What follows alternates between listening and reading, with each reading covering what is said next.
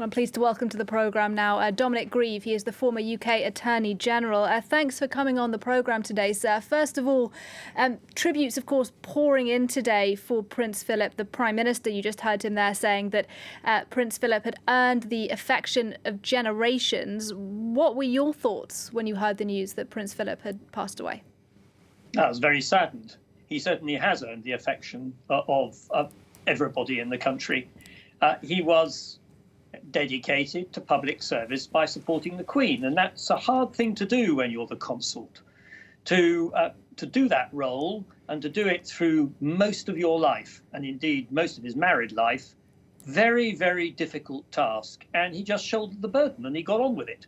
And he made his own entirely distinctive contribution to it, including lightening some of the burden on the Queen, helping her interaction with others, providing, I think, sometimes a little bit of caustic light relief to some of the absurdities of life, and also pursuing some of his own interests, particularly in the field of the environment, which were very distinctive to him, and also about young people and education and the Duke of Edinburgh Award scheme.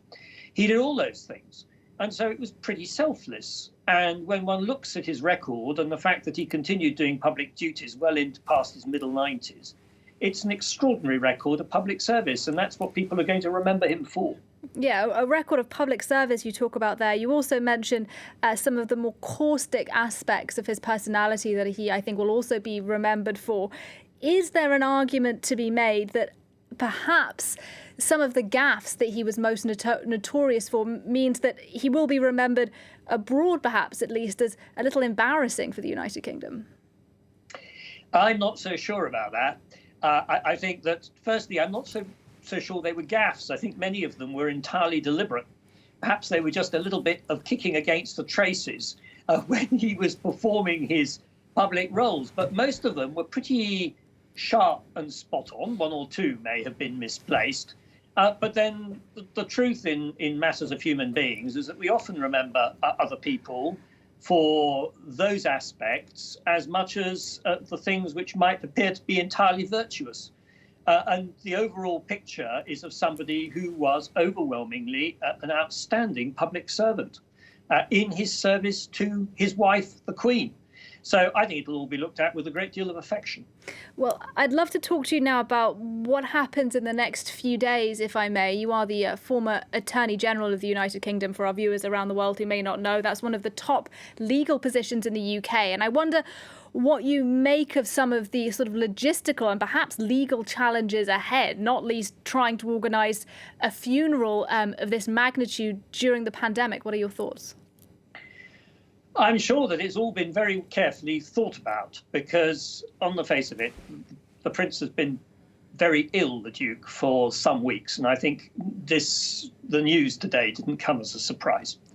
So I have no doubt that there have been very careful arrangements made in respect of how the funeral should be carried out, and that those will already have been adjusted to cater for the fact that we are in the middle of a COVID pandemic, although it's right to say that it is fortunately easing off here, so that some of the public restrictions are about to ease. And by the time we actually get to the Duke's funeral, they will be even further eased. So I have no doubt that they will be able to do something which is fitting for him and still comply with the regulatory framework under which we are operating because of COVID. You imagine that people will be allowed to gather in perhaps large numbers outside Buckingham Palace, outside Windsor Castle?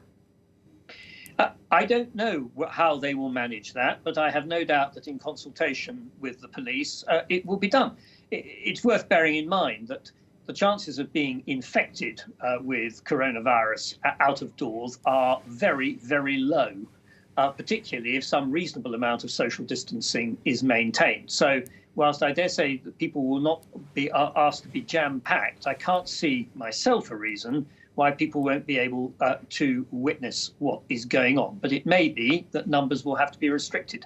We'll just have to cross that bridge when we get to it. But whichever it is, I'm sure the country will be able to give him an affectionate and fitting send-off, and he deserves it. Dominic Grieve, the former UK Attorney General, thank you very much indeed for talking to us on France 24 today.